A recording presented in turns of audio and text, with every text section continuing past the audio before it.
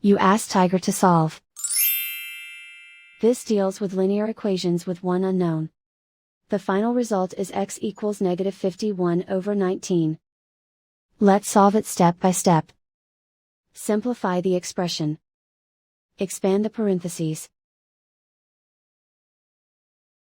Multiply the coefficients.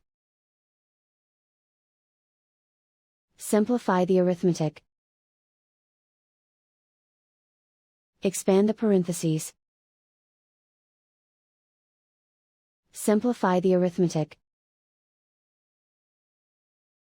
Group all x terms on the left side of the equation. Add 18x to both sides. Group like terms.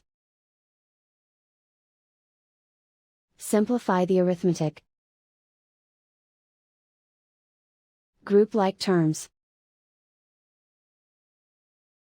Simplify the arithmetic. Group all constants on the right side of the equation. Subtract 21 from both sides.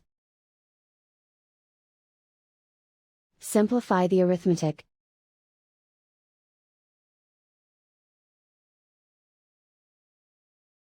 Isolate the x.